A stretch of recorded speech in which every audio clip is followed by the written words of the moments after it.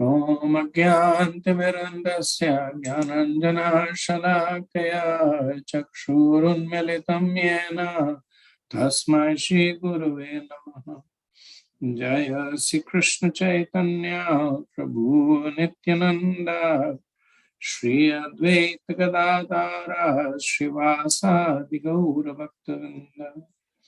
Hare Krishna Krishna Krishna Hare Hare Hare Rama Rama Rama Hare Hare. Mukam karoti vachanam pangam langyate girim yatkapatamam vande Shri Gurudinataranam Paramanandam Madhavam. Hare Krishna. Thank you once again for joining. So we'll complete the 22nd chapter, which is the instructions by the four Kumaras to Prithu Maharaj, and do the first set of verses in the 23rd chapter. We were in the last section of the 22nd chapter, which is talking about the glories of the personality of Maharaj Prithu and his rule. So we were at verse 57, and from here till the end, it's essentially comparing his various qualities to that of the demigods. So 22 qualities of Maharaj Prithu will be spoken of in these verses, and compared to 22 different demigods. Durdrashaste jaswagni Mahendriva durjayaha titikshaya dharitriva dyarivam nishtudurnam. Maharaj Prithu was so strong and powerful that no one could disobey his orders any more than one can conquer fire itself.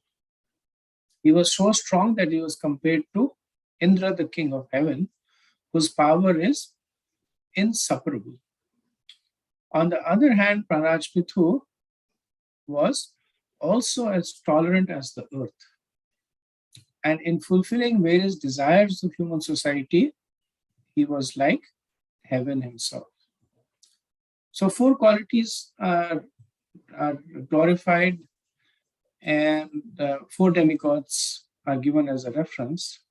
So he was equal to Agni in his unconquerable influence. When the fire spreads, very difficult to withhold the fire. In strength, he was like Indra. In tolerance, he was like Mother Earth.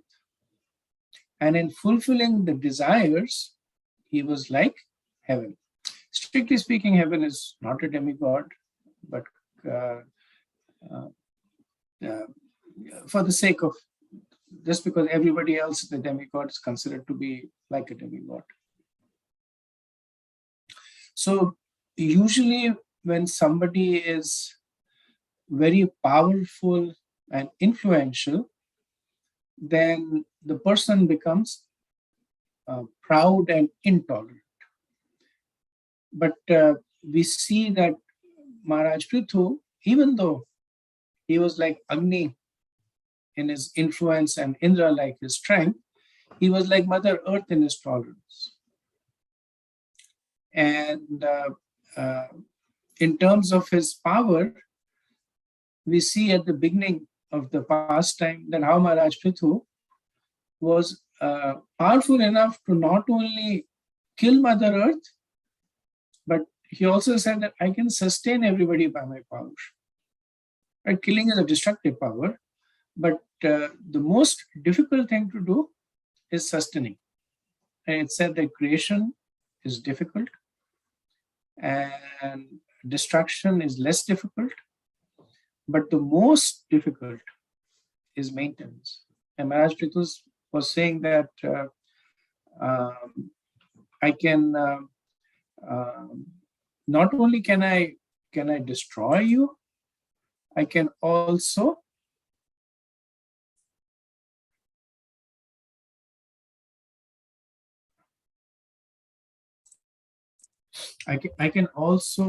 sustain. I can be earth myself, right? So that is his power and influence. But at the same time, we see that he was very, very tolerant towards the citizens. He was tolerant towards uh, Indra, and he was ready to fulfill the desires of all his citizens. Just give me 1 minute, Prabhu.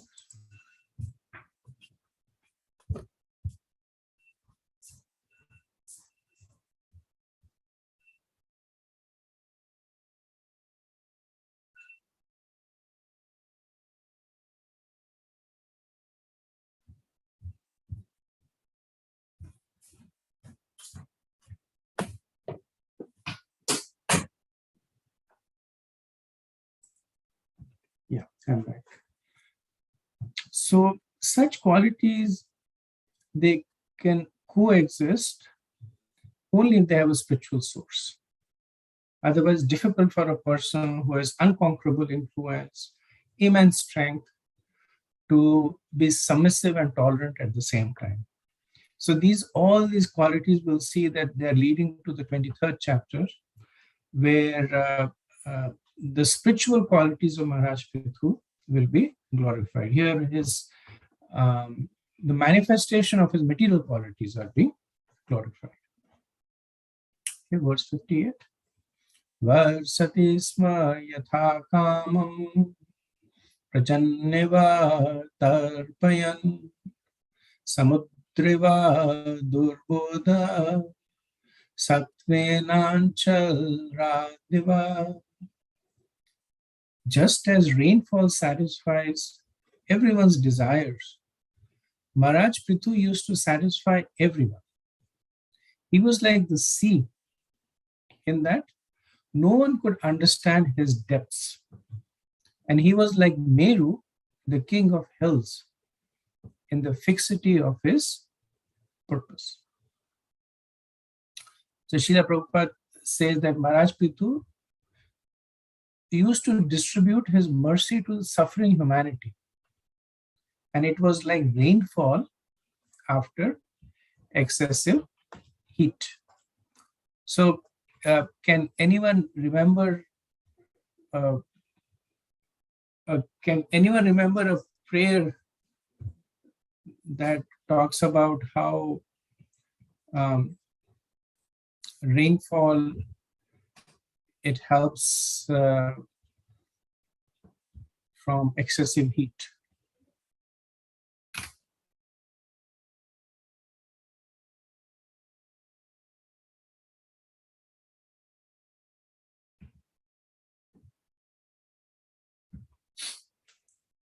So this is the first verse in Guru Ashtakam, Sansara Dhava Naranira Loka Pranaya Karanya Ganaganatham. That the Guru is like the rain that extinguishes the fire of material existence. And there Prabhupada comments that when there is fire, especially when there is forest fire, then only one thing can extinguish it, and that is rain, nothing else. We can do so many other things, but the fire is so strong that it will continue to burn and burn and burn. But when it rains, it's gone. And there, of course, it's compared to the mercy of the spiritual master. Prabhupada uses similar verbiage over here, saying that the rainfall, it falls on the ocean, it falls on the desert, it falls on the forest. So it falls everywhere, and it gives relief everywhere. It does not discriminate. That was the nature of Maharaj Prithu's mercy. That is the nature of spiritual mercy. Then it's compared to the ocean. That the ocean is wide and expansive and very difficult to measure. in length and breadth. And this was actually a bit of a surprise to me. A few years ago, I'm sure all of you must have seen in the newspaper that there was an aeroplane from Malaysia that was flying, I think, to China, and it disappeared, and it fell somewhere in the Indian Ocean. And basically, what came forth is that that part of the ocean nobody really knows about. It is mostly uncharted. It is very difficult to navigate. And I was wondering that this is a time where we are exploring other planets, but we still haven't been able to fully fathom the depth and the width of our own oceans. So Prithu Maharaj was unfathomable in this way. And that is, to some extent, the nature of the Vaishnavas. Once somebody was looking at Srila Prabhupada's photo in his passport, and he mentioned that that Swamiji, you're looking very morose. And Prabhupada said that actually I was very happy because I was one step closer to fulfilling the desires of my spiritual master. So very difficult to fathom the depths of an advanced devotee. Srila Prabhupada would sometimes encourage, sometimes chastise, sometimes do things that seemed, for those of you who have gone to the Bhakti Vedanta temple, so this is the Soho temple. So Prabhupada almost stole those deities. The person who was wanting to give it to Prabhupada, he got the deities out and he was sitting there to basically negotiate the terms. He was donating it, but he wanted some recognition. And then Prabhupada says, oh, these are the deities. How heavy are they? Will they fit in the van? Shyam Sundar, can you see if they'll fit in the van? And they picked it up.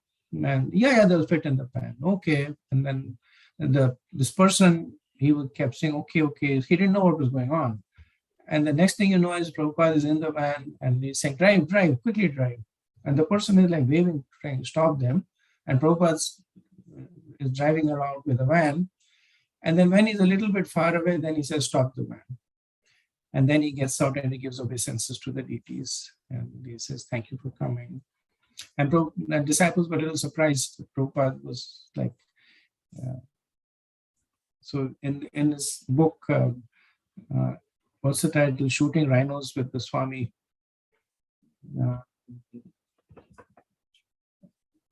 Shyam Sundar Prabhu, he says that, surprised to see that how Prabhupada was almost like kidnapping those deities. So the mood of a Vaishnava is difficult. They say Vaishnava Kriya Mudra Vigyana Bhujai. That the activities of the Vaishnava Acharyas are not understood even by the wisest men. Bhakti Siddhanta was criticized by so many people that he was consorting with rich people, he drove into Radhakund in a Rolls Royce, but fixed in devotion. Then Prithu Maharaj is compared to Mount Meru in fixity of purpose, right? We see that he took the vow to perform 100 yajnas, and he was willing to kill Indra to achieve the vow. So very fixed. But he gave up the vow on the advice of Brahma. So fixity in purpose does not mean obstinacy. It does not mean that one is blindly attached to it. Fixity means resolution to do it for the right reasons. When the reasons changed, then without any compunctions, he gave up. Okay, verse 59. Dharmarad eva shikshayam Ascharye himavaniva Kuvera iva goshadyo Guptartho varuno yatha. Maharaj Prithu's intelligence and education were exactly like that of Yamraj, the superintendent of death.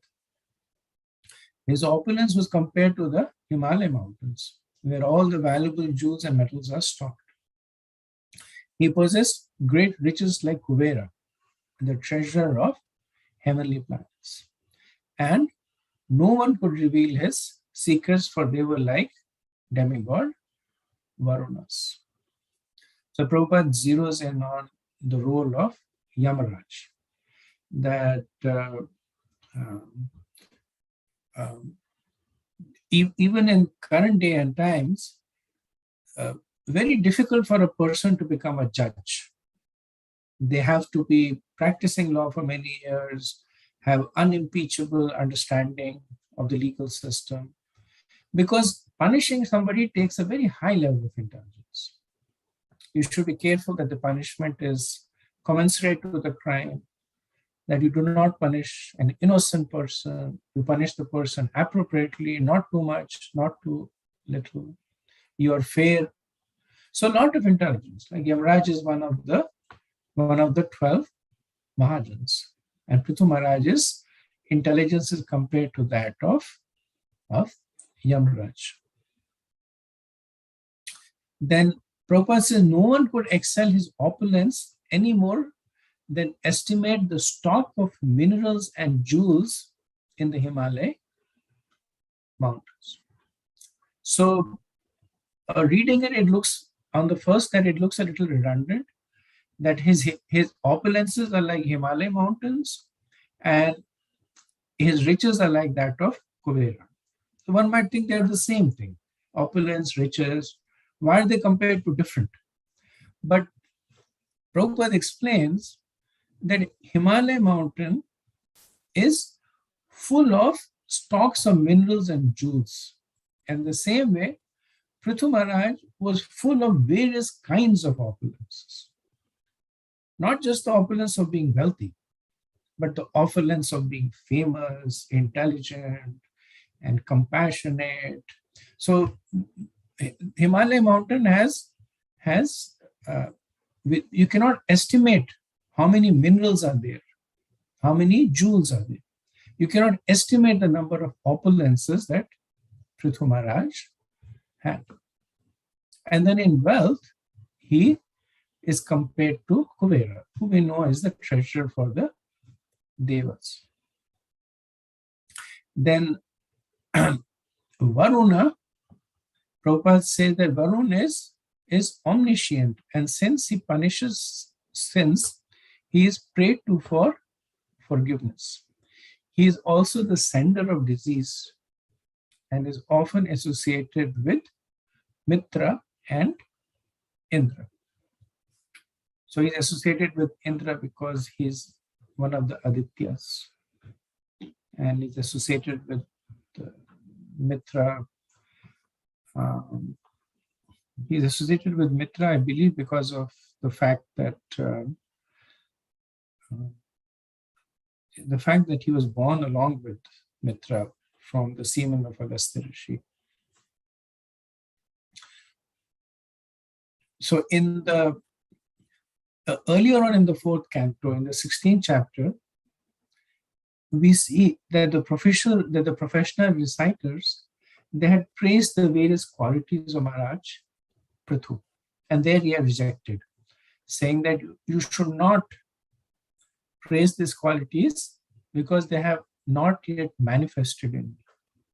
But now these qualities are fully manifest. We see that Prithu Maharaj has ruled for a long time. He has taken care of his citizens. He performed Ashwamedh Yajna. He received the mercy of Lord Brahma, Lord Vishnu, the four Kumars. So now the qualities that the professional reciters were glorifying of Maharaj Prithu are actually manifesting and being explicitly glorified by Maitra Rishi. So Prabhupada makes this point that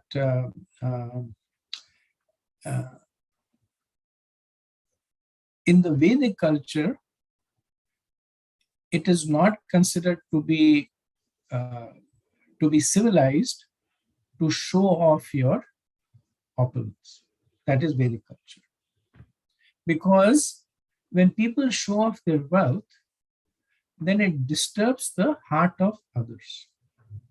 So people are surrounded by either friends or enemies. Those who are your friends, they don't care about your opulences. So they're either already aware of it because they're close to you, or even if they are not, they don't care about it. Those who are your enemies, they will develop anger, envy, and greed in them if you display your opulences. So out of a mood of service, so under Vedic culture, one of the duties of a person is to act in such a way that it does not agitate the other person, right? For women, it said that a woman should not dress in a way that agitates the senses of the man. Now, it's not that the woman might say that it's the problem of the other person, or why is my body being objectified, or why doesn't this hold true for men? All those are valid reasons at one level, but the Vedic conception is that out of mercy to the men who do not have control on the senses, the women do not expose themselves in such a way that agitates them. So it changes the position. The statement might be the same, but the position now changes. That now it's an act of compassion. So similarly, here it's showing that Maharaj Prithu, just like the ocean, it hides its wealth. Very difficult to get the wealth from the ocean. Maharaj Prithu, even though he was very, very opulent, it said that he had that Ratna Bandar that he was giving to Sanat Kumar. But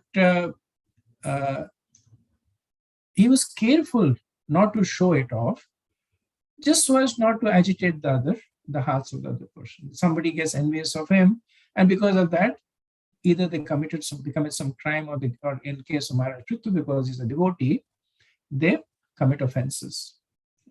This culture is still followed in several parts of the Indian society, especially the Vaniks, who are traditionally they are the Vaishyas. They tend to live very simple lives, regardless of. In fact, there's a bit of a joke that says that the simpler they live, the wealthier they are. But then now it's changing. There is the neo-rich, and so they live the other way. They may have the more traditional Vaniks. They may have $100 in the bank, and they will live as if they have $1. But the neo-rich, they would have $100 of loan, and they'd live as if they have $200. So they go to great lengths to show off wealth that even they don't possess. Once in a temple, my son had gone to this. I forget this name of the program. It's like a teenage program that they have, and they go to different temples. And he was in the Chicago temple, and he went in there to take a bath. And so he was in a temple setting. I guess he was confident about everybody being a devotee. He left his iPhone out, and when he came out, somebody who was obviously a devotee stole his phone. And one of the points that I made to him was that it was his mistake that he exposed somebody to this temptation. That whoever stole it under normal circumstances would not have reached into his pocket and taken the phone. So he was not normally inclined to steal. But when that opportunity presented, there was a phone and nobody else there, then temptation was too much and he stole it. So the point is that it's also the fault of the person who's creating temptation. Right? So Prithu Maharaj, he that way exemplified the more subtle qualities of a cultured person. Okay. Verse 60. Matrishveva sarvatma balena mahashayujasha avishatya devo bhagwan bhutaradiva. In his bodily strength and in the strength of his senses, Maharaj Prithu was as strong as the wind, which can go anywhere and everywhere. As far as his intolerance was concerned, he was like the all-powerful Rudra expansion of Lord Shiva or Sadashiva. So Vayu, as we know, is the embodiment of strength. Bhima was the son of Vayu. Hanuman is the expansion of Vayu, famous for the strength. Interestingly, in the previous verse, his tolerance was glorified, and here his intolerance is glorified. And the understanding is that he was intolerant to those who were against the principles of religion. So his tolerance was not that there was somebody who was breaking the law and he would say, okay, that's fine, I understand. Or somebody who was blaspheming religion or hurting the Brahmins, that he would display tolerance. There he was like Rudra. There he used his anger in the service of the principles of religion.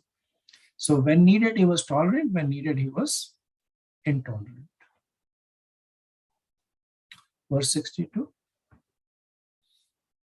Brahaspatir Brahmade Atmavate Swayam Hari Bhaktya Go Guru Preshu Vishvakshenavatisu Riya Prasharya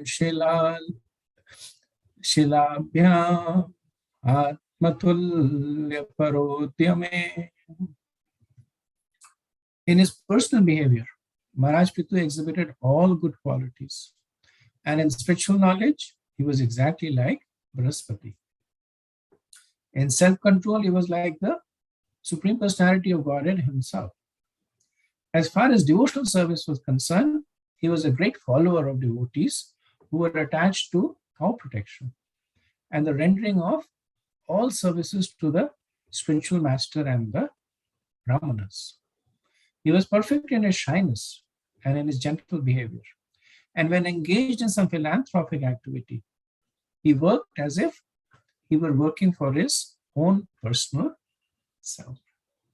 So the reason that these qualities are being glorified is so that we can aspire to develop similar qualities. We can never be like Maharaj Prithu, but because he is being held at a very high level, we know that these are qualities that please the Lord. So these are qualities that we can also strive to cultivate in ourselves. So Brahaspati, as we know, is the guru, spiritual master of Indra and the Devas.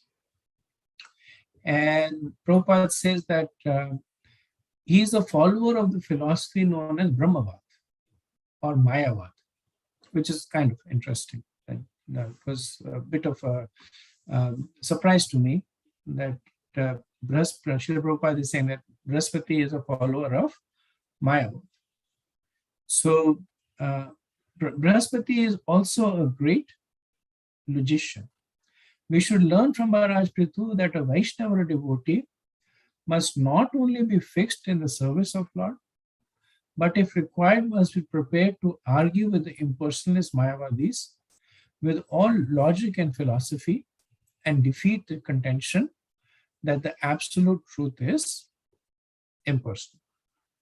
So Prabhupada is expanding on it, saying that why is Prithu Maharaj being compared to Brahaspati, who is famous for Mayavad? Does that mean that Prithu Maharaj was Mayavad? No. He's saying that Prithu Maharaj was famous for having the knowledge that is opposed to the principles of religion. Just like in Isupnishad, it is said that that one should learn Vidya and Avidya side by side. And by the concomitant study of knowledge and nations, only one can understand what needs to be done and what does not need to be done. In the Nectar of Devotion, Rupa Goswami says that an Uttamadhikari is one whose expertise in the scriptures is such that he can defeat opposing views. Now, to defeat opposing views, you have to understand, right? So, because if somebody comes to you and starts saying that my religion says this, and you really don't know anything more than what the person is saying, very difficult to have a debate. You may state your views and adhere to it, but you cannot really convince the other person. To convince the other person, you have to understand where that person is coming from. Right? Like we see that Rupa Sanatana Goswami, they asked Jiva Goswami to go to Varanasi.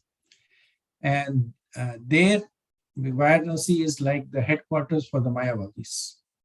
And there he studied Mayavad and became an expert in it. So that, and then of course he wrote the Sandarbhas that defeated it. So similarly, Prithu Maharaj, he not only knew Vaishnava philosophy, he knew the other opposing philosophies also, and was expert in debating and defeating. Then in self-control, he is compared to the personality of Godhead. So Durvasha Rishi, he once glorified Krishna as the perfect brahmachari. There's that pastime that the gopis were trying to cross over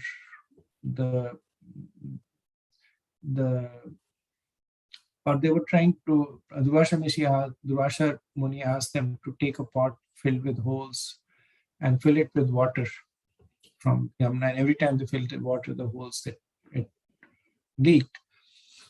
And then they said that, Durvasha Muni said, now you say that Krishna is the perfect brahmachari. They all started laughing, but they still stared.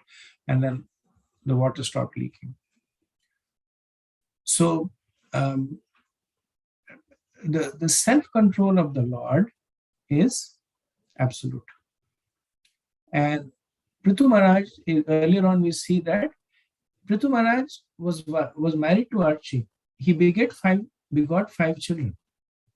But then it's also mentioned that out of his own desire, which means that as a matter of duty and not because of lust or any other reason, only because it was his duty to the Lord. So Prithu Maharaj was simultaneously an ideal brahmachari and an ideal grahastha. Srila Prabhupada gives two qualities of an ideal brahmachari. One who begets Krishna conscious children, and one who has knowledge of the Brahman. Now, obviously, brahmacharis in their ashram cannot have children, but essentially, this is the grahastha brahmachari. That even though the person is in the ashram of grahastha, considered to be as good as a brahmachari. So what else? When he engaged in philanthropic activities, he actually felt that the only person who's benefiting out of it is he himself. Sometimes people give out of charity and they say, today I helped 20 people eat, or today because of me, 5 people had blankets to sleep. Right? Now, these are good activities. They're more the goodness activities. But better than that is if one thinks that today, by the mercy of the Lord, I was given this opportunity to serve in this way. So now it's not that you are doing it for others' benefit, but it is only being done for your own benefit. Right? And then he is, what are other qualities that he considered like himself? It said, Atmatulya, in devotion to cows, elders, brahmanas, and devotees. So, in other respects, Prithu Maharaj is compared to others. Like he's like Indra or Varun. But in this, he was the standard. Prabhupada said, Namo Paramanaya Devaya Go Paramanaya Itaicha. Right? Krishna is the well-wisher of the cows and the Brahmins. So Prithu Maharaj, in his devotion to the cows and the Brahmins and the Vaishnavas and the elders, he is Atmatulya, incomparable. The only person to compare was he himself. Okay. And this is the last verse of the chapter, verse 63. Kirtyordva Gitaya Pumbes Trailokye Tatra Tatraha Pravishta Karnarandreshu Strinam Rama Satamiva. Throughout the whole universe, in the higher, lower, and middle planetary systems, Prithu Maharaj's reputation was loudly declared, and all ladies and saintly persons heard his glories, which are as sweet as the glories of Lord Ramachandra. So what is Maitreya saying here? That it's not just me. Somebody might say that I'm favorably inclined to Prithu Maharaj, so I'm saying that he has all these good qualities. So he's saying it's not just me, the entire universe. And then he says higher, lower, and middle, which means that it's not just the saintly people in the higher planetary system, not just the mixed mode people in the middle planetary system, but even those who were in the lower modes, in the lower planetary system, they were attracted by the good qualities of Prithu Maharaj and loudly declared.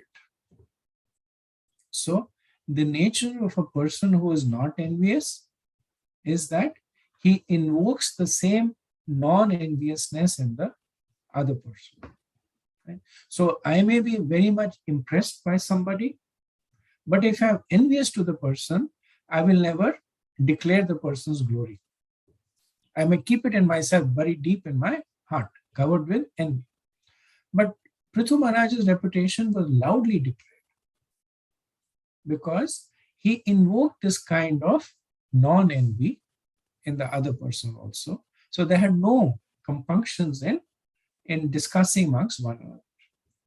And all ladies and saintly persons heard his glories. Right? Saintly persons because they're inclined to Krishna Katha. And ladies because of their simple heartedness. We see in the first canto when Krishna is leaving Hastinapur or he's entering Dwarka, there is, especially when he's leaving Hastinapur, there is focus on the conversation amongst the ladies. And the point is that because of their simple heart, they are attracted to the good qualities of the person. They don't go too much into politics and analyze that these qualities are for a Kshatriya and these are for a Brahmachari. But simply, the good qualities, they're attracted by the good qualities, and they are also inclined to talk about it amongst one another. Prabhupada says that the word Srinam and Rama are significant. Ladies in practice like to hear and enjoy the praises of certain heroes. From this verse, it appears that Prithu Maharaj's reputation was so great that the ladies all over the universe would hear of it with great pleasure. At the same time, the glories were heard all over the universe by the devotees, and they were as pleasing as Lord Ramachandra's glories. And then Prabhupada, of course, makes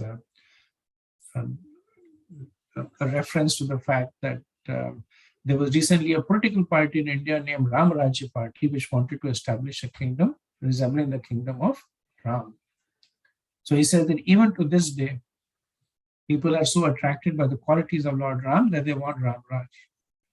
And then he said, unfortunately, modern politicians want the kingdom of Ram without Ram himself. Although they have banished the idea of God consciousness, they still expect to establish the kingdom of Ram. Such a proposal is rejected by devotees. Prithu Maharaj's reputation was heard by a saintly person because he exactly represented Lord Ramachandra, the ideal king. So in verses 56 to 62, we see that there are 22 demigods that are, well, not all demigods, 22 personalities, because the Supreme Lord is mentioned as the 21st. He himself is 22nd.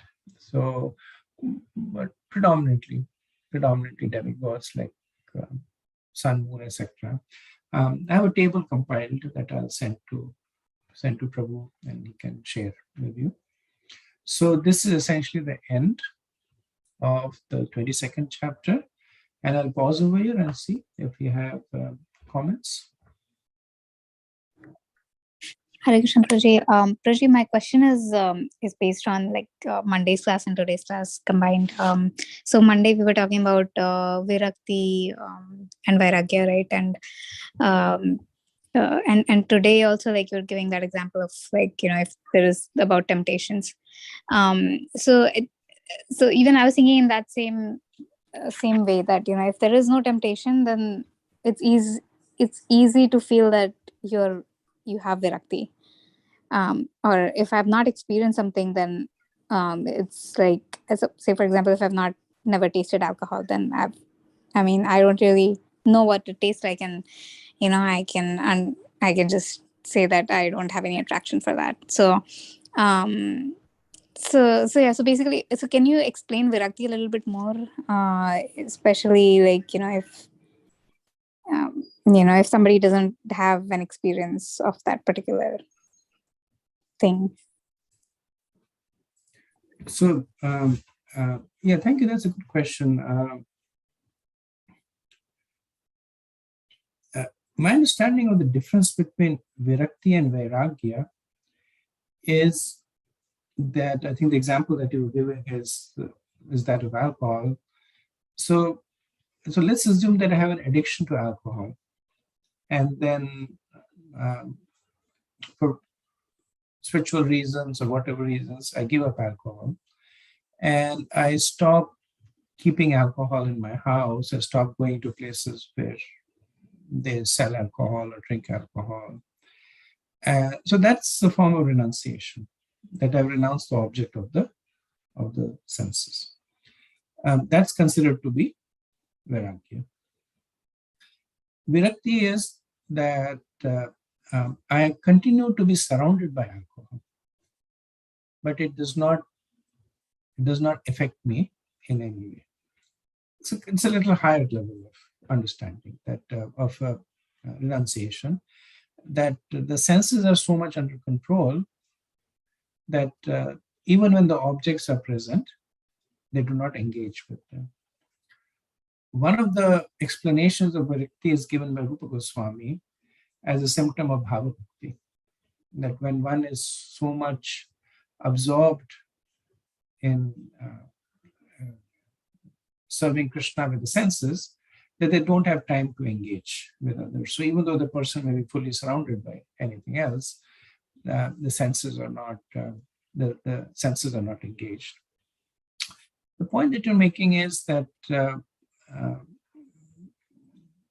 that if, let's assume, a person has never tasted alcohol, has never had any experience with alcohol, then not hankering for alcohol, is that vairagya or is that virakti, or does it even come under the category of renunciation? And the answer is yes. It still comes under the category of renunciation, because we may be using a specific object, but essentially the object indicates a certain mode of engagement. Right? So what does alcohol indicate? It just indicates attachment to intoxication. So the person may not have tasted, may not have access to alcohol, but they may have access to something else. That's the material world. If you one thing interesting that since we're talking about alcohol, every civilization in the world developed alcohol, depending on whatever was available to them, whether it was from wheat or from potatoes or from grapes or from whatever was available. They developed alcohol. They may not have the same alcohol, but the same desire for intoxication was there, and they went out and fulfilled it that way. So the vairagya is essentially talking about the disengagement between that sense and the object. There's a desire to intoxicate, and there is always some object to intoxicate. Right? In India, women don't drink alcohol generally, but they take other form of intoxicants also. They'll take tobacco, right? Tobacco. They'll take tobacco, or be addicted to tea or something else, right? So there's always something that is sitting there to fulfill the desire for intoxication, and it's giving up that which is renunciation. Very interesting, Prabhu. I never thought about, because I always thought that, if I've not tasted anything, I don't know if I'm like really detached from it, or is it because I've never experienced it. But yeah, very interesting.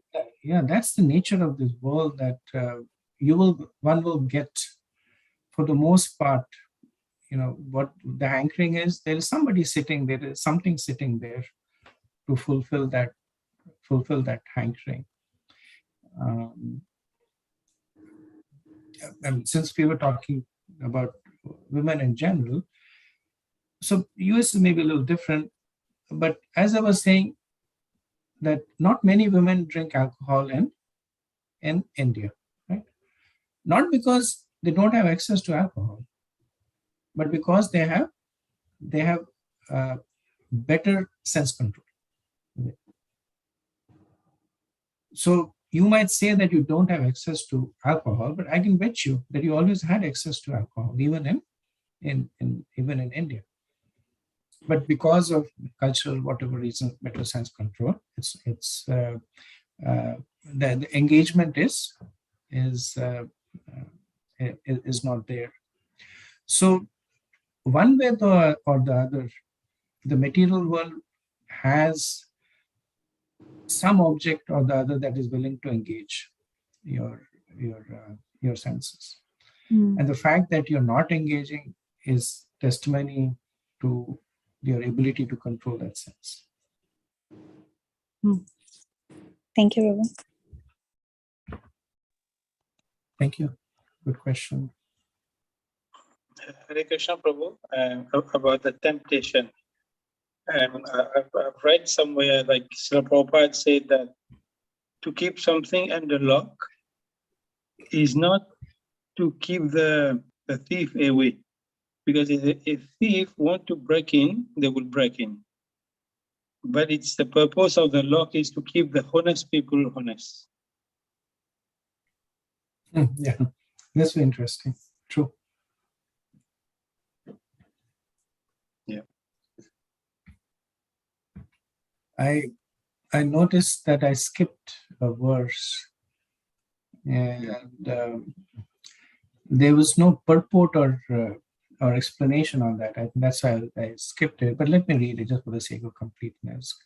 Kandarpiva Saundarye Manasavi Mrgaradiva Vatsalye Manuvanranam Prabhutve Bhagavanaja.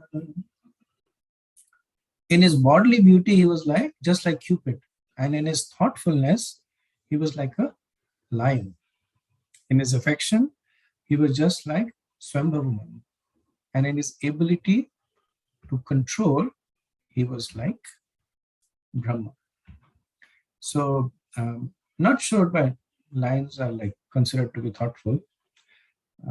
Some aspect, Prabhupada doesn't explain it, Vishnu Chakravarti doesn't explain it, so wasn't able to understand that part. Any other thoughts, any other questions?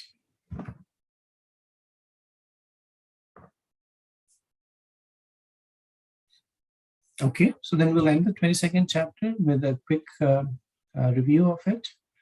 The 22nd chapter talks about the meeting of Prithu Maharaj with the four Kumaras. It begins with the arrivals of the four Kumaras. If you remember the previous chapter, Prithu Maharaj was instructing the citizens, sitting on the throne, holding the staff, the scepter of rule of the rulers. So in a highly glorified position, instructing the citizens. And then when the four Kumaras appear, Prithu Maharaj gets down from the throne, offers his seat to them, takes a submissive position, washes their feet. So exemplary reception. And then Prithu Maharaj glorifies the four Kumaras, saying that how by pleasing the Brahmins one received the favor of Lord Shiva and Lord Vishnu, how personalities like the four Kumaras are very rarely seen and even more difficult to understand. And the fact that he has come, he says that I'm a fortunate householder, that one who is a fortunate householder is given the opportunity to serve the Vaishnava. And the most unfortunate householder is one who rejects the entry of a Vaishnava in the house. He qualifies the four Kumaras that you are strict brahmacharis, and there's no need for me to ask you for your welfare because you're beyond the duality. But please tell us something about how we can make advancement. And so Maitreya glorifies that how the questions of Prithu Maharaj are beneficial for everyone. Then Sanat Kumar speaks on behalf of the four Kumaras and summarizes, saying that attachment to the Lord and detachment from the body is the key to making advancement. Attachment is advanced by spiritual activities like worshipping the Lord, hearing and chanting. Detachment is cultivated by rejecting the association of materialists, by living in the mode of goodness, simple living, tolerance, following acharyas. And then they say how by the concomitant development of attachment and detachment one makes progress. That through attachment, the love of God appears, and that awakens Gyan and Vairagya. This point will actually be more developed in the next chapter, and it destroys the subtle body. So what they say will actually happen to Prithu Maharaj in the next chapter is how, by his attachment, his Gyan and Vairagya develop, and his subtle body is destroyed. And then they say that of the Chatur Purusharth, moksha is most important. They also give him knowledge of the impersonal Brahman, give him the knowledge of pure devotion, service, and then they depart. And then they don't depart. So they end their instructions, and Prithu Maharaj, he acknowledges his gratitude, and he says that I can offer you everything that I have, but the debt that you have placed me is irreparable. So the only thing that I can offer you is that you accept your own, the greatness of your instructions, you accept them. That itself is the only debt. Then the four Kumaras depart, and we see that the glorification of Prithu Maharaj then is there, that he is fixed in bhakti. He performs his karam kanda duties. Prabhupada says karam yoga as a way to satisfy the Lord. So he rules the kingdom. He has children. He goes through the performance of various material activities, but essentially as a way to set an example for others, to encourage others towards the path of bhakti, to preserve the confidentiality of bhakti. Internally, he was completely detached from all these activities and focusing on bhakti. Then his list of progenies are given, his desire to please his citizens is given. And then finally, today we concluded with the qualities of Prithu Maharaj. So that ends this chapter. We will now begin with our 23rd chapter. So this is the last chapter about the pastime of Prithu Maharaj. Title of the chapter is Maharaj Prithu's going back home. And for obvious reasons, this is the last chapter because the chapter ends with Maharaj Prithu giving up his body and going back to Vaikuntha. So the chapter is not very long. It has 39 verses that is divided into 4 sections. So it begins with a description of Prithu Maharaj giving up his worldly duties and entering into the Vanaprastha ashram. And finally, giving up his body. Then we see his wife Archi. She performs the funeral rites of Prithu Maharaj and enters into the fire, his funeral fire, and achieves the same destination as Prithu Maharaj. Then witnessing this, the wives of the demigods, they praise Archi. And the last 9 verses are the Phal Shruti, not just of this chapter, but the whole pastime, that what are the benefits that accrue to those who hear Prithu Maharaj's pastime with faith and eagerness. Okay, so we will, so verses 1 to 3 are together. Maitre uvacha drishvatmanam pravyasam ekada vetnyatmama atmana varaditachesha swanukshaha prajapatihi jagatastashutaschapi vritido dharma satam nispadite Varadesho Yadartam Mihajajnima Atmajeshvatmajamnyasya Virahadrudati Miva Prajashu Vimanasveka Sadarogatapovanam.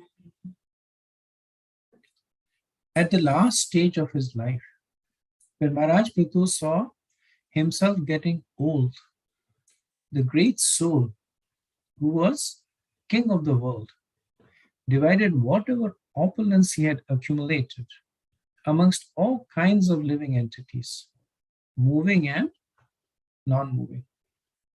He arranged pensions for everyone according to religious principles.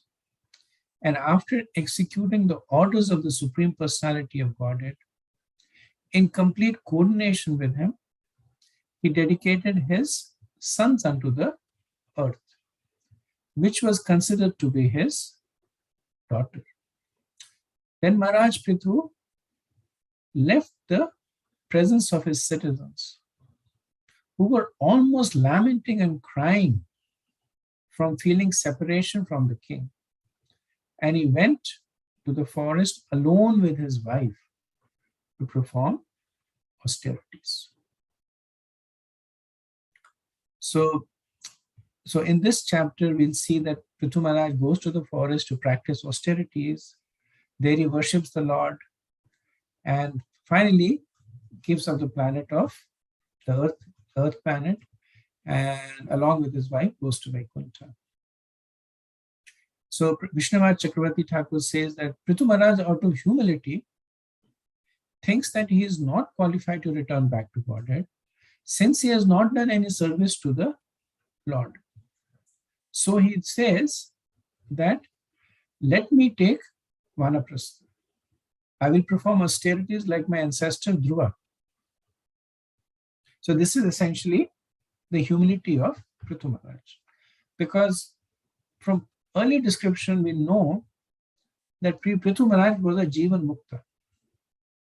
That even in that very body, he was already liberated because of his close connection with the personality of Godhead. So one may ask that what was the need for him to take Vanaprastha?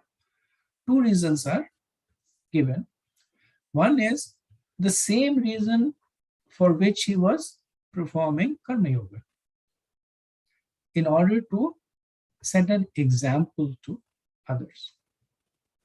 That when you're at this point of time, then better for you to give up everything and follow with Vanaprastha. He did not do it prematurely, and he was not the kind of king like Dhritarashtra who was just staying on and on and on and simply not giving up. Prabhupada says modern politicians are like that, you have to take power forcibly from their hands. They'll simply not give it away. When Nehru was the prime minister and he got a stroke, and everyone, including Nehru, understood that he was going to die, he still did not want to give up his position. And even towards the very end, he wanted to preserve the lineage in his family. So he said that, make my daughter, give her some political office. And that's how Indira Gandhi came. So that's the nature of people's attachment to power in the age of Kali. Prithu Maharaj, he gave all that up. He was a ruler of the entire planet. He gave all that up to set an example that I am now ready to move into Vanaprastha. Second reason is more of an internal reason, out of humility. So Prithu Maharaj never considered himself to be eternally liberated, or never considered that my actions are so great that I don't have to depend on anything else. But out of humility, just like he was performing his prescribed duties as a king, this was Satyug, where the expectation was that after Grahastha Ashram, you go to Vanaprastha. He did what was expected of him. In the Srila Prabhupada in Isa Upanishad, mantra 11, actually, the purport, he says that that the miseries of this material world serve to indirectly remind us of our incompatibility with dead matter. Intelligent living entities generally take note of these reminders and engage themselves in the culture of Vidya or transcendental knowledge. Human life is the best opportunity for the culture of spiritual knowledge. And a human being who does not take advantage of this opportunity is called a Naradhama, the lowest of human beings. So Prabhupada is saying that those who are intelligent will preempt. That when they see that they're at the stage when the appropriate action needs to be taken, they will take it. They will not be forced into taking it. So those who are not intelligent, they will ignore all the signs and they will stubbornly cling until it is forcibly taken away from them. So one of the lectures I was hearing, it talked about the story of there was a very opulent man who had 4 daughters and they were all married. And once all 4 of them came with their husbands, and this man was very rich. So they came and they were enjoying in his house and they were just not leaving. So then the man said that it's not a good thing, my daughters are living in my house. So he instructed his servant that tomorrow you don't cook breakfast, but whatever was for dinner, previous night, you serve for breakfast. So the servant did that. And the first son-in-law, the first daughter's son-in-law, husband, he noticed that and he immediately left. He understood that he was not welcome. Well, other 3 remained. So then the man said that to his servant that not yesterday's dinner, but yesterday's lunch you serve as breakfast. So the second son, 2 still remained. Then the man said, don't serve breakfast. The third son-in-law. And then the 4th still remained. So the man took a stick and beat him out of the house. So the lesson is that the earlier that you see whatever the signs are, the more you can do the right thing with your dignity. So those who are intelligent, they read this at the right time and take action. Prithu Maharaj, he saw some indication that he was getting old. Doesn't say that he became infirm or his bodily functions became depleted. So some indication, doesn't say what indication. Maybe he saw some white hair, maybe he saw the number of candles on his birthday cake, something happened. So he immediately took appropriate steps. Prabhupada has a wonderful purport and it makes several points. I'll just summarize them for you. So Prabhupada begins by saying that the Lord appears on the earth for the 3 reasons, as explained in Bhagavad Gita, the Yada Yadahi Dharmasya. Sometimes he comes personally, and sometimes he sends his representatives. Since there were many discrepancies during the reign of King Vena, the Lord sent his most confidential devotee, Maharaj Prithu, to settle things.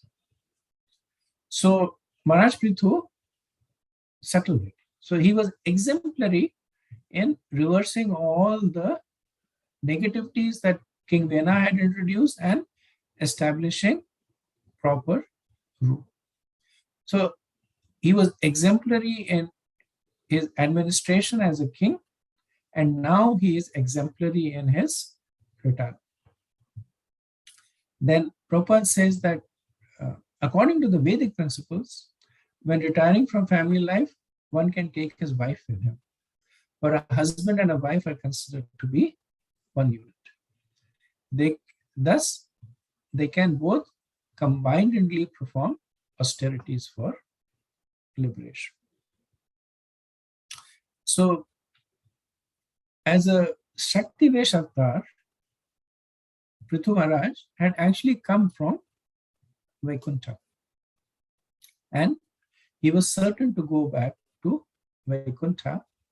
So he was set. Nothing for him to worry about it. But in order to set an example, he underwent severe austerities in Tapovan. And Prabhupada speaks a little bit about Tapovan, that in those days, there were forests that were specially meant for retirement and practice of austerity. So like now, there are retirement communities. When people are old, they can go and live in the retirement communities, and especially designed for people old age. There's medical help and activities that are more suited for old people. In those days, there were forests that were specifically for vanaprasthas. They would perform austerities over there. We see the case of Pandavas, we see the case of Dhruv Maharaj. They went to these forests that were reserved for austerities. And then Prabhupada says that indeed it was compulsory for everyone to go to the Tapovan to fully accept the shelter of the personality of Godhead. For it is very difficult to retire from family life and at the same time remain at home. Now Prabhupada says it was compulsory at that time. In many places he says cannot be done now. Okay, verse 4. Tatrapya dhabya niyamo vaikana sushamam te arbado gritapasi yatha swa vijaye pura.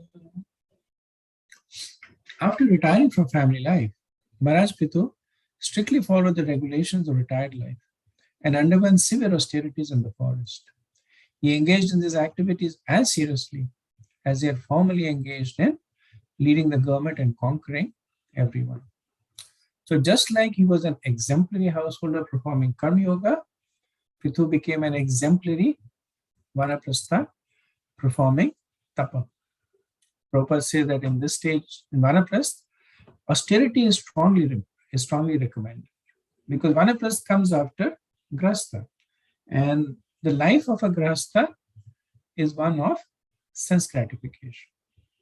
Even if it is controlled as per the scriptural injunctions, but it is one of sense gratification. So the Vanaprastha stage is essentially now to train the senses to become detached from the object of the senses. Prabhupada says, which is technically known as Vaikanas ashram. The word Vaikanas Shushmate is significant because in Vanaprastha life, the regulative principles are also to be followed strictly. In other words, Maharaj Prithu was an ideal character in every sphere of life. Mahajana yena gatha sapanta, one should follow the footsteps of great personalities. Thus, by following the exemplary character of Maharaj Prithu, one can become perfect in all respects while living his life or while retiring from active life.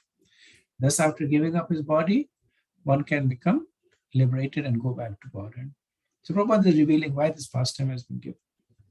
That why did a person who was eternally liberated, Shakti Deshavtar, a resident of Vaikuntha, why did he come down, become a king, chastise Mother Earth, conquer, punish criminals, perform Karamkand, perform Vanaprastha?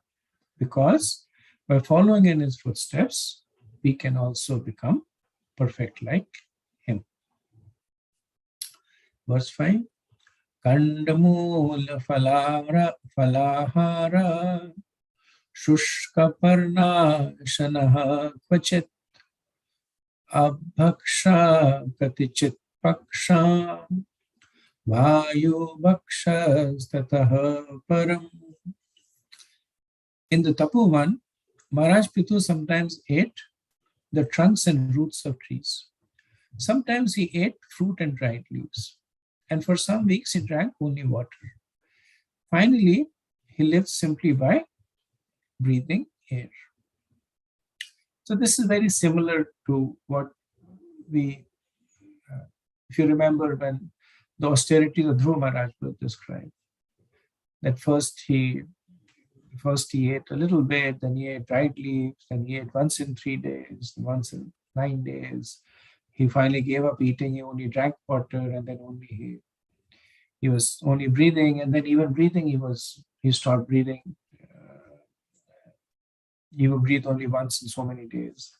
So similarly, we see the austerities of Maharaj Prithu. Srila Prabhupada notes that in the 6th chapter of the Bhagavad Gita, and this is in verse 10 to 12, Krishna recommends that the yogi should retire to a secluded place. And one of the reasons is that such places are excellent for introspection. Because so it is said that the true character of a person comes out when they are alone. Like it's said that if you have to see what is the real nature of a person, don't see how he is behaving in public. See how he is behaving in private. And more so, how he behaves when he is alone. Of course, difficult to, if the person is alone, that means nobody else is there. But the point that is made is that the nature of the person is they tend to play to the people around them. So sometimes you will see that devotees will enter the temple Sunday feast.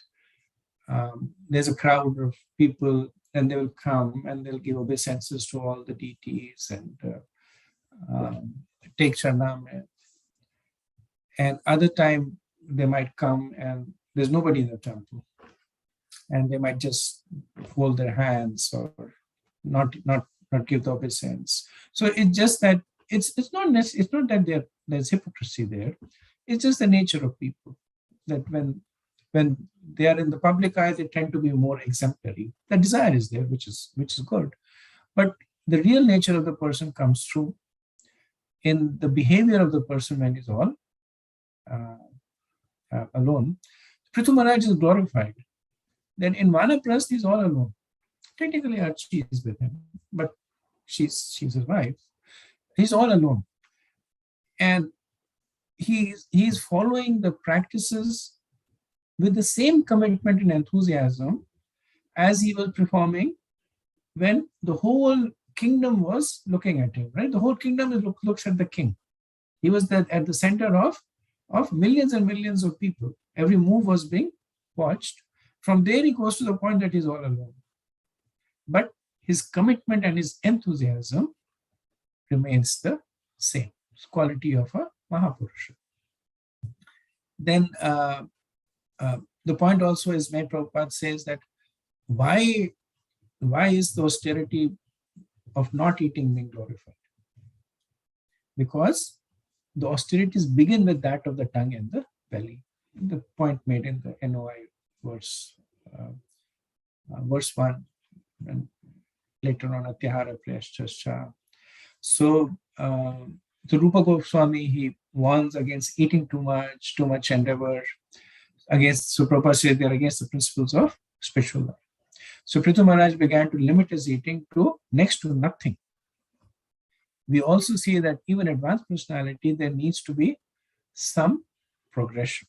So Prabhupada makes this important point that Prithu Maharaj was perfect, but he's demonstrating this progression because that's what should be done. That way, the progress is now sustainable. And there's this famous story of a devotee who came, and right away he said that he wanted to be like Haridas Thakur. He wanted to chant like Haridas chanted three sets of 64 rounds. He wanted to do that. And he could just do that for a few weeks. After that, he left. He couldn't even chant one round after. But nobody knows what happens.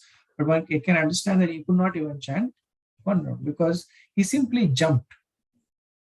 So one is recommended to go through this progression. One should not be stagnant also. One should not just stay at a point saying that, Prabhu, I'm growing my roots, I'm getting nurtured, and I will move later on, 5 years, 10 years. Not that. But it means that stay at a point with sincerity, get nourished, and then move to the next stage. Prabhupada notes that the forest is in the mode of goodness, conducive to spiritual activities. Cities are in the mode of passion, and then brothels and liquor houses are in the mode of ignorance, and temples are in the mode of pure goodness. Prabhupada doesn't say this, but this is actually a quote from Uddhav Gita. So depending on where one's consciousness, one's ashram is, one should choose one's place of resonance. Prabhupada says the Krishna consciousness movement affords one the opportunity to live in the temple of the Lord, which is as good as Vaikuntha. Consequently, a Krishna conscious person does not need to go to the forest and artificially try to imitate Maharaj Prithu or the great sages and munis who lived in the forest. So going to the forest or a holy dham, it's not an end in itself, it's a means to an end. Like one can even live in a brothel and be situated in divine consciousness. Example is Prahlad Maharaj. He didn't live in a brothel, but he lived in a very demoniac environment. His students his friends were demoniac, his teachers were trying to teach him all kinds of things. Father was a big demon, but he maintained his divine consciousness. Or one can go to auspicious places and be in the mode of ignorance.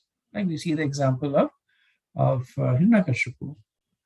Like he went to a forest all by himself, mode of goodness, to perform austerities.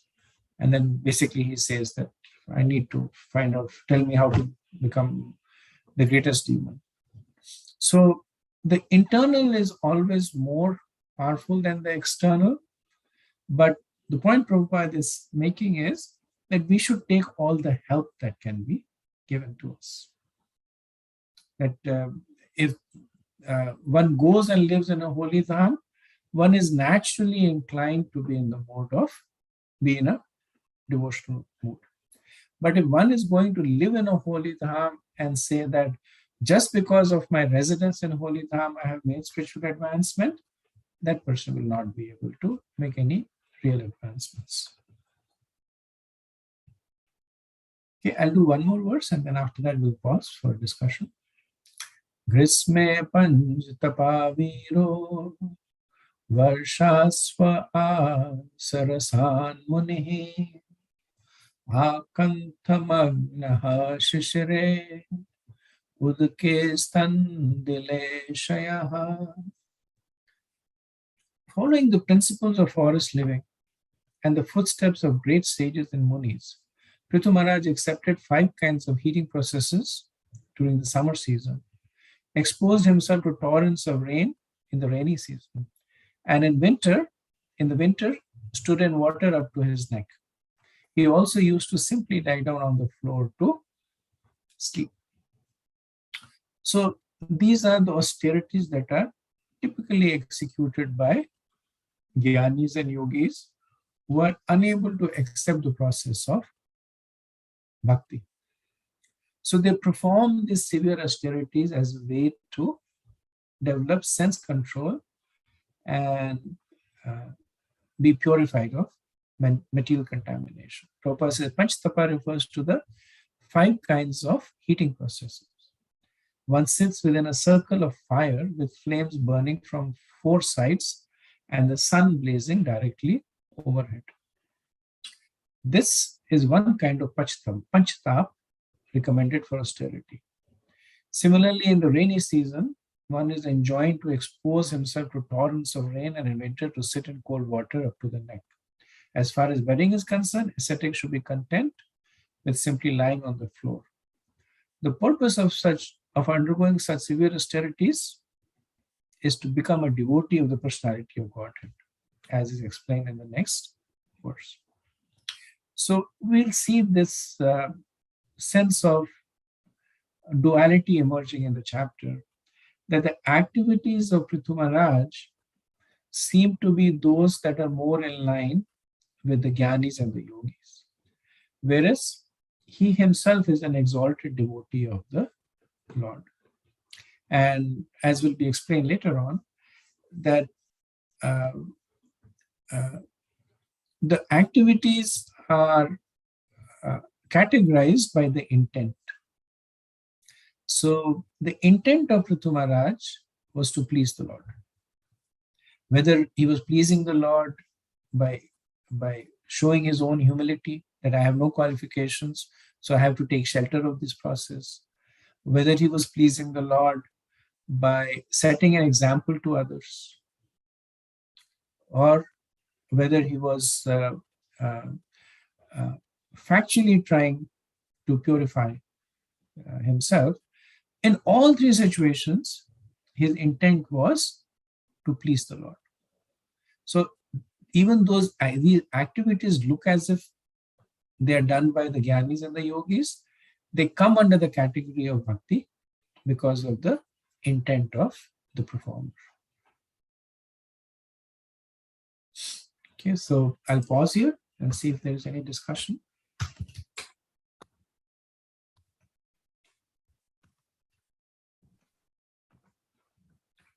Hare Krishna Prabhu. Is it okay if I ask a question from previous chapter? Because I missed the opportunity of asking a question for some reason here. Sure, Prabhu. This is regarding the Karma Yoga and Karma Mishra Bhakti. You mentioned that Karma Mishra Bhakti is higher than Karma Yoga, which is understandable because there's a component of Bhakti in there. And so you also said Prithu Maharaj is an example of Karma Mishra Bhakti, right? And I'm wondering, even Arjuna, what Arjuna did also is a Karma Mishra Bhakti after hearing Bhagavad Gita, or is it a pure Bhakti? So Srila Prabhupada makes this point that essentially when bhakti appears, then they're all more or less the same. You know, the example that he gives of green mango, ripe mango, they're essentially all the same. Different levels of surrender to the instructions. So the difference between Karma Mishra Bhakti and Shuddha Bhakti is that in Karma Mishra Bhakti, one is still attached to the performance of the activities. But one does it for the pleasure of the Lord. That's why it is Bhakti. Arjun was a Kshatriya, so being attached means that attached to your Varnashram. Arjun was a Kshatriya. His Varnashram dharma was fighting, protecting the citizens, protecting dharma. And he fought, he did it for the pleasure of Krishna. So that's the bhakti component. Shuddha bhakti is that the person has no attachment to any activity. Their only attachment is to the instructions of Krishna. So Krishna says, do this, and fine. Krishna says, do the karma, fine. So they don't even have attachment to prescribed duties. So Krishna says to the gopis, don't worry, you're married, come and dance with me. They say, okay. Vikarma, but Shuddha Bhakti. Completely with a desire to please Krishna. So your question for regarding Arjun, Srila Prabhupada does make this point that he comes in the category of Shuddha Bhakti because he didn't want to fight. He was when Krishna says, "Mai sarvani karmani sanisradha chetasha nirasi nirmuta." Krishna says, "Mai sarvani karmani." Right? He says, "Only for me, you should do it." And then Arjuna says, "Okay, I'll do it for you." It so happened that whatever Krishna asked him was also his prescribed duty. But that was not what was driving him. What was driving him was that he had the desire to please Krishna. So his activities, depending on the audience, is explained as both ways. That if the glories of performing prescribed duties needs to be emphasized, then it is explained as yat karoshi yat asnashi yat chuhoshi, that whatever you do, he was doing his prescribed duty, whatever he did it for the pleasure of the Lord. Right? That is karma mishra bhakti. And if it is explained to devotees, then sarvadam pratyajaya, mai sarvani karmani. He was only doing it for the pleasure of Krishna.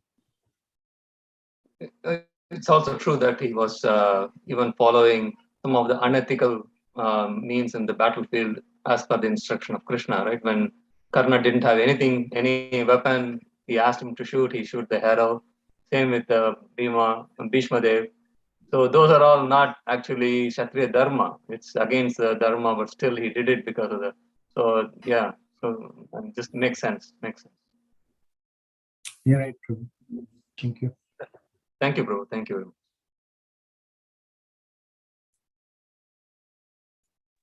Hare Krishna, just a quick comment on that. There was one devotee in Vrindavan when they were building the temple, Krishna Balaram temple. He was saying he could not focus on Krishna because he was very busy in the construction project. And then he went to Srila Prabhupada. He told Prabhupada that, "Prabhupada, I cannot concentrate on Krishna. I'm so busy with this and that." And then Prabhupada told him that, when Arjuna was fighting in the battle, do you think he was thinking of Krishna, or he was shooting his under the instruction of Krishna? The most important thing is instruction, because it's equivalent to the bhakti that you're performing, following the instruction to please Guru and Krishna. Very good point. Thank you for sharing, Prabhu.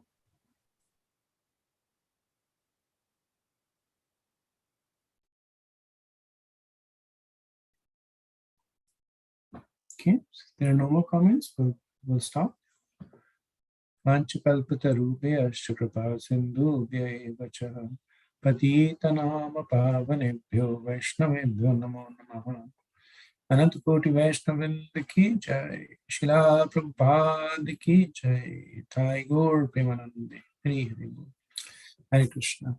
Thank you very much.